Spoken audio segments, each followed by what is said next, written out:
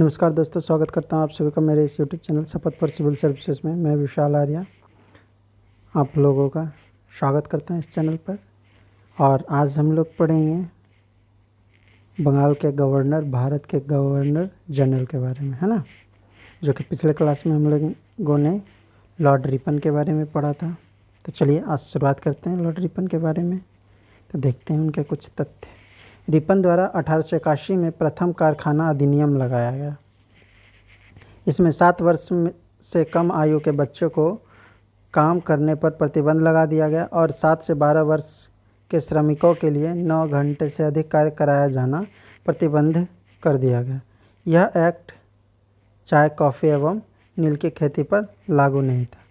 Ripon ने वित्तीय विकेंद्रीकरण की नीति नियमितीकरण किया। उसने 1882 ईस्वी में सर विलियम हंटर की अध्यक्षता में एक शैक्षिक योग्यता आयोग का गठन किया, है ना। एल्बर्ट विवाद 1883 से 84 ईस्वी एवं मिस्र सैन्य अभियान में व्यय के मुकदमे पर मतभेद के कारण रिपन ने त्यागपत्र दे दिया। रिपन ने सिविल सेवा में प्रवेश की अधिकतम आयु सीमा को 19 वर्ष से बढ़ाकर 21 वर्ष कर दिया। फ्लोरेंस नाइटिंगेल ने रिपन को भारत के उदारक की संज्ञा दी। ब्रिटिश शासनकाल में रिपन ने शासनकाल को स्वर्ण युग कहा। उन्होंने एक बार कहा था, मेरा मूल्यांकन मेरे कार्यों से करना, शब्दों से नहीं। अब पढ़ते हैं लॉर्ड डफरिन के बारे में। उनका कार्यकाल 1884 से 88 था। इसके समय तृतीय आंग्ल बर्मा युद्ध हुआ था 1885 से 88 ईस्वी में। बर्मा को पराजित कर आंतरिक रूप से ब्रिटिश साम्राज्य में मिला लिया गया। इसके समय ए.ओ. ह्यूम ने भारतीय राष्ट्रीय कांग्रेस 1885 की स्थापना की। इसके समय ही में Bengal tenancy act, Awadh tenancy act तथा पंजाब टेनेंसी एक्ट पारित किया गया, लॉर्ड डफरिन के समय ही, है ना। अब पढ़ेंगे लॉर्ड लैंसडाउन। इनका कार्यकाल 1888 से 94 ईस्वी।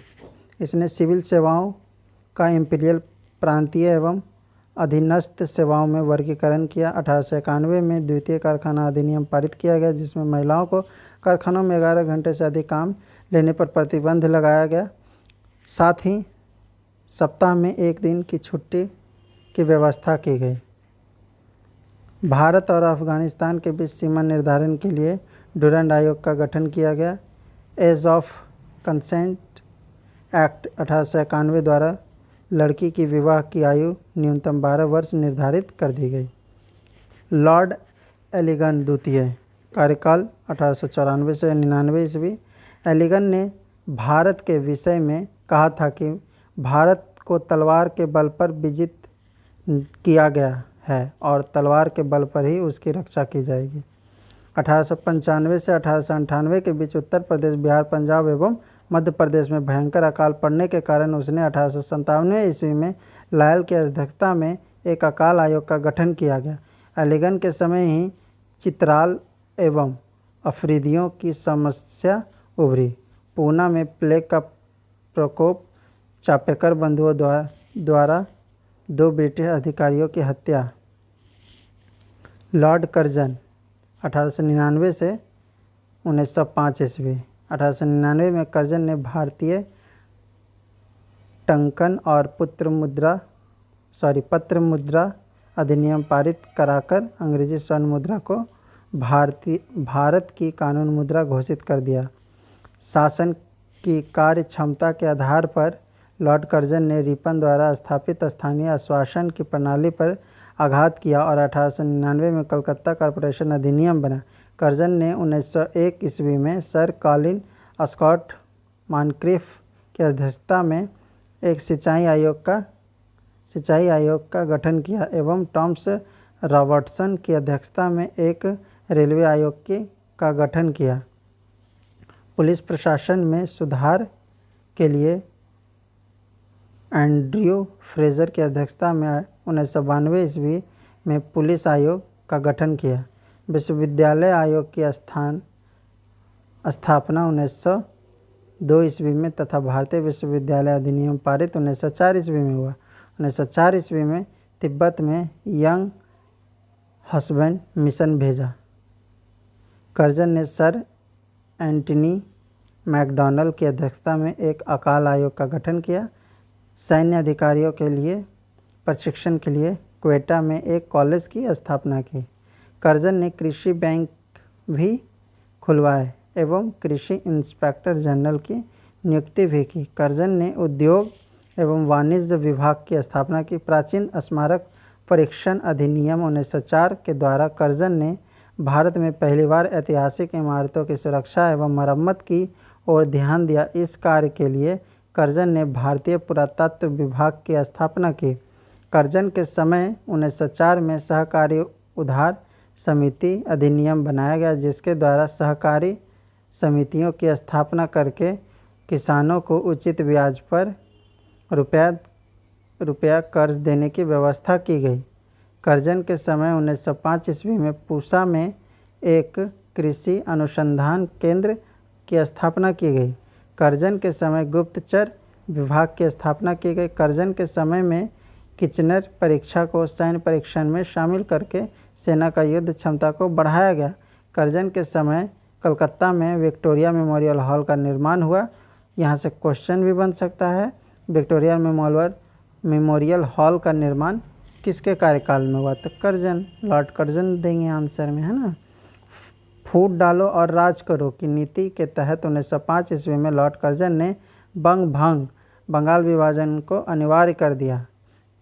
19 जुलाई 1905 ईस्वी को बंगाल विभाजन के निर्णय की घोषणा शिमला में की गई। सितंबर 1905 में उसे सम्राट ने भी स्वीकृति दे दी। 16 अक्टूबर 1905 को बंगाल विभाजन की योजना को लागू किया गया। गवर्नर जनरल की कार्यकारिणी के सैनिक सदस्य के अधिकारों के प्रश्न पर कर्जन का प्रधान सेनापति किचनर से मतभेद हो गया, जिसमें भारत सचिव ने किचनर का पक्ष लिया। इससे असंतुष्ट होकर अगस्त 1905 ईस्वी में लॉर्ड कर्जन ने त्यागपत्र दे दिया। लॉर्ड मिंटो द्वितीय 1905 से 10 ईस्वी। लॉर्ड मिंटो के कार्यकाल में मुस्लिम लीग की स्थापना 1906 में ढाका में हुई। मुस्लिम लीग के नेतृत्व करने वाले आगा खां एवं सलीमुल्लाह खां थे। इसके ही समय में 1907 में आंग्ल एवं रूसी प्रतिनिधियों के बीच बैठक के बाद दोनों के मध्य सभी मतभेद सुलझ गए। इसी के समय 1907 में सूरत अधिवेशन में कांग्रेस का विभाजन हो गया। मुसलमानों के लिए अलग निर्वाचन व्यवस्था को पार्लियामेंट सुधार अधिनियम 1909 के द्वारा किया गया। लॉर्ड हार्डिंग द्वितीय 1910 से 16। 12 दिसंबर 1911 ईस्वी को दिल्ली दरबार का आयोजन किया गया। दिल्ली दरबार का आयोजन 1911 में किया गया, जो 12 दिसंबर को लॉर्ड हार्डिंग के कार्यकाल में किया गया, लॉर्ड हार्डिंग द्वितीय के कार्यकाल में, जिसमें ब्रिटिश राजा जॉर्ज पंचम का भारत आगमन हुआ। उसने बंगाल विभाजन को रद्द किया और कलकत्ता के स्थान पर दिल्ली को राजधानी घोषित किया। 1 अप्रैल 1912 को दिल्ली भारत की वैधानिक राजधानी बनी। 1911 में बंगाल प्रेसिडेंसी की स्थापना बम्बई एवं मद्रास प्रेसिडेंसी की तरह हो गई। उसने बिहार एवं उड़ीसा 28 जुलाई 1912 को सम्मिलित राज्य घोषित किया। इसी के समय 4 अगस्त 1914 ईस्वी को प्रथम विश्व युद्ध आरंभ हुआ। 23 दिसंबर 1912 ईस्वी को दिल्ली में प्रवेश करते समय हार्डिंग पर रासबिहारी बोस एवं साथियों ने बम फेंका। इस कांड में भाई बाल मुकुंद को फांसी की सजा दी गई। इसी के समय तिलक एवं एनी बेसेंट ने होम रूल लीग 1916 की स्थापना की। हार्डिंग अपने कार्यकाल के अंत में 1916 में बनारस हिंदू विश्वविद्यालय का कुलपति नियुक्त हुआ। मदन मोहन मालवीय द्वारा 1915 में हिंदू महासभा की स्थापना हुई। इसी के समय फिरोज शाह मेहता ने बॉम्बे क्रॉनिकल एवं गणेश शंकर विद्यार्थी ने प्रताप का प्रकाशन किया। लॉर्ड चेम्सफोर्ड कार्यकाल 1916 से 21। कांग्रेस का लखनऊ अधिवेशन 1916 के कांग्रेस के एकीकरण एवं मुस्लिम लीग के साथ समझौता हुआ।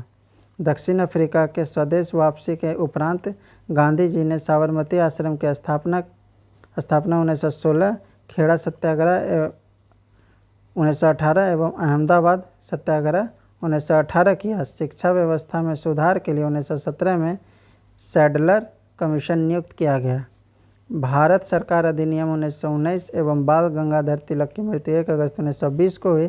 तृतीय अफगान युद्ध इसी के समय हुआ। एसपी सिन्हा की बिहार के गवर्नर के पद पर नियुक्ति इसी के समय हुई।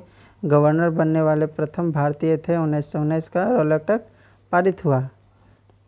प्रसिद्ध जलियांवाला बाग हत्याकांड 13 अप्रैल 1919 को इसी के काल में हुआ। 1916 में पूना में महिला विश्वविद्यालय की स्थापना हुई। 1920 में अलीगढ़ मुस्लिम विश्वविद्यालय की स्थापना हुई। इसी वर्ष खिलाफत एवं असहयोग आंदोलन की शुरुआत हुई। लॉर्ड रीडिंग कार्यकाल 1921 से 26, इसके काल में ही प्रिंस ऑफ वेल्स की नवंबर 1921 में भारत की यात्रा हुई। इस दिन भारत में हड़ताल का आयोजन किया गया। 1921 ईस्वी में M.N. राय द्वारा भारतीय कम्युनिस्ट पार्टी का गठन किया गया। इसी वर्ष केरल में मोपला विद्रोह की शुरुआत हुई। 1910 ईस्वी में प्रेस एक्ट एवं 1919 ईस्वी में रॉलेट एक्ट की वापसी हुई। 5 फरवरी 1922 ईस्वी चौरी चौरा कांड गोरखपुर में 21 अंग्रेजी सिपाही मारे जाने के बाद महात्मा गांधी ने असहयोग आंदोलन वापस ले लिया।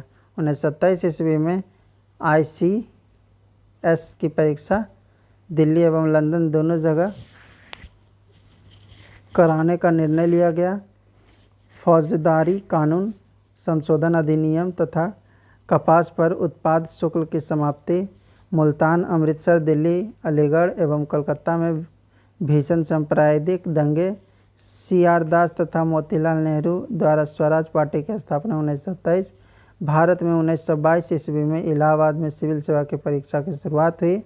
9 अगस्त 1925 को क्रांतिकारियों ने काकोरी कांड को अंजाम दिया। दिल्ली एवं नागपुर में विश्वविद्यालयों की स्थापना हुई।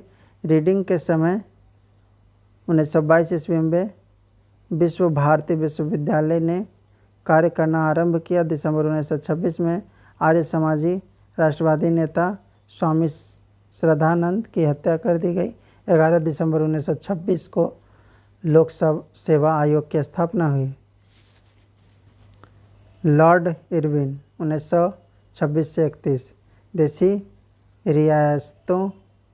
रियासतों के संबंध में 1927 में हॉटोर्ग वाल्टर समिति की नियुक्ति हुई। All India states police conference का आयोजन दिसंबर 1927 में हुआ। इरविन के समय 3 फरवरी 1928 को साइमन कमीशन भारत पहुंचा। कांग्रेस के लाहौर अधिवेशन 1929 में पूर्ण स्वराज की घोषणा की गई। लॉर्ड इरविन के समय लाहौर जेल में जीतन दास ने 13 जुलाई 1929 को भूख हड़ताल शुरू की। भूख हड़ताल के 64वें दिन 13 दिसंबर 1929 को उनकी मृत्यु हो गई। भूख हड़ताल का कारण भारतीय अंग्रेज कैदियों के बीच व्यवहार में किया जाने वाला भेदभाव था। लाला लाजपत राय की मृत्यु के बदले में भारतीय चरमपंथियों द्वारा दिल्ली के असेंबली हॉल में 1929 में बम फेंका गया। 1929 में इरविन द्वारा दीपावली घोषणा। 26 जनवरी 1930 को देश में पहला स्वतंत्रता दिवस का आयोजन हुआ। 12 नवंबर 1930 के लंदन में प्रथम गोलमेज सम्मेलन हुआ।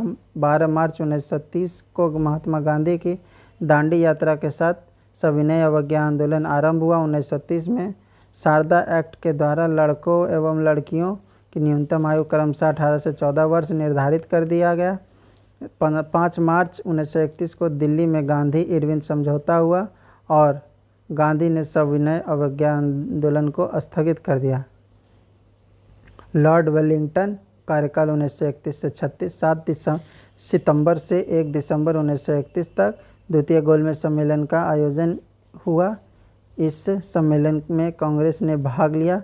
कांग्रेस का प्रतिनिधित्व महात्मा गांधी ने किया। दूसरे गोलमेज की असफलता के बाद महात्मा गांधी ने 3 जनवरी 1932 को दोबारा सविनय अवज्ञा आंदोलन प्रारंभ कर दिया। लॉर्ड वेलिंगटन ने कांग्रेस के बम्बई अधिवेशन 1815 में हिस्सा लिया। इस अधिवेशन की अध्यक्षता सर सत्येंद्र प्रसन्न सिन्हा ने की। अखिल भारतीय किसान सभा की स्थापना 1936 ईस्वी में हुई। इसके पहले ही 1934 में जयप्रकाश नारायण एवं आचार्य नरेंद्र देव द्वारा कांग्रेस समाजवादी पार्टी की स्थापना हुई।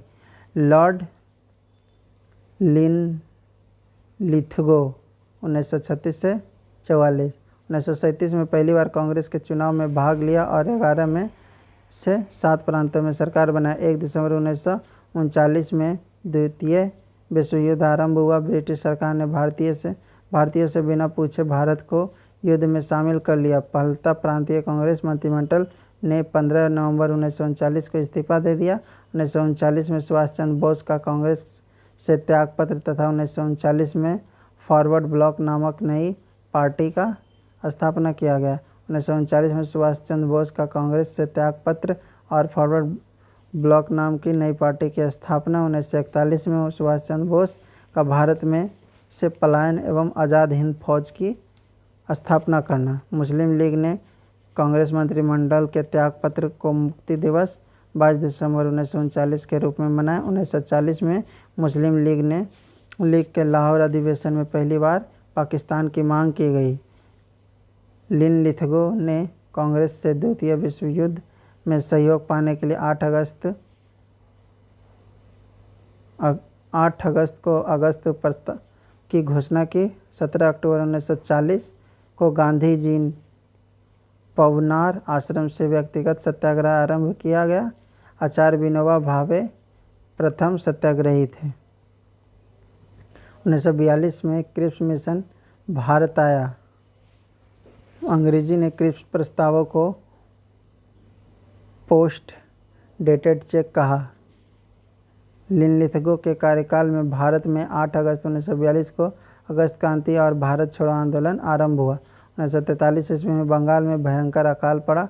मुस्लिम लीग ने अपने कराची अधिवेशन में 1944 में अंग्रेज़ों को बांटो एवं वापस जाओ का नारा दिया।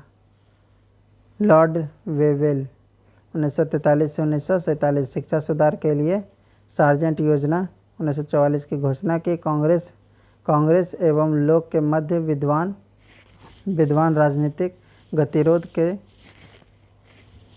समाधान के लिए 14 जून 1945 वेवेल योजना प्रस्तुत की तथा 25 जून 1945 को शिमला सम्मेलन का आयोजन किया गया। वायसराय वेवेल ने 25 जून 1945 को शिमला सम्मेलन में कांग्रेस प्रतिनिधि मंडल का नेतृत्व अबुल कलाम आज़ाद ने किया था। गांधी जी ने सम्मेलन में भाग नहीं लिया, यद्यपि वो शिमला में उपस्थित रहे। सम्मेलन के दौरान मुस्लिम लीग द्वारा यह शर्त रखी गई कि वायसराय की कार्यकारिणी परिषद में नियुक्ति होने वाले सभी मुस्लिम सदस्यों का चयन वह स्वयं करेगी। मुस्लिम लीग का यह अड़ियल रूप 14 जुलाई तक बना रहा। अतः वेवेल ने 14 जुलाई 1945 को सम्मेलन की विफलता की घोषणा की। 16 अगस्त 1946 को मुस्लिम लीग द्वारा प्रत्यक्ष कार्यवाही दिवस मनाया गया। संविधान सभा के गठन के लिए चुनाव आयोजित किए गए। सितंबर 1946 में कांग्रेस द्वारा अंतरिम सरकार की स्थापना हुई। 1946 में कैबिनेट मिशन का भारत में आगमन हुआ। इस मिशन में शामिल सदस्य थे Stafford Cripps, A B Alexander, Pethick Lawrence. तो अब देखते हैं इनके काल में नवंबर 1945 में आज़ाद हिंद फौज के सैनिकों पर लाल किले में मुकदमा चला। 20 फरवरी 1947 को ब्रिटिश प्रधानमंत्री इटली ने हाउस ऑफ कॉमन्स की घोषणा किया। अंग्रेज जून 1948 से पहले भारत छोड़ देंगे। लॉर्ड माउंटबेटन मार्च 1947 से जून 1948। लॉर्ड माउंटबेटन ब्रिटिश भारत का अंतिम गवर्नर जनरल एवं वायसराय था तथा स्वतंत्र भारत का प्रथम गवर्नर जनरल था। 3 जून 1947 को माउंटबेटन योजना घोषित हुई, जिसमें भारत विभाजन की रूपरेखा थी। 14 जुलाई 1947 को ब्रिटिश संसद में क्लेमेंट एटली द्वारा भारतीय स्वतंत्रता विधेयक प्रस्तुत किया गया। इस विधेयक में भारत और पाकिस्तान 2 स्वतंत्र राष्ट्रों के निर्माण की घोषणा की गई। 18 जुलाई 1947 को ब्रिटिश संसद ने भारतीय स्वतंत्रता अधिनियम पारित किया। स्वतंत्र भारत के प्रथम भारतीय एवं अंतिम गवर्नर जनरल चक्रवर्ती राजगोपालाचारी। आज का क्लास यहीं पर समाप्त होता है। तो चैनल अच्छा लगे तो लाइक करें और सब्सक्राइब करें।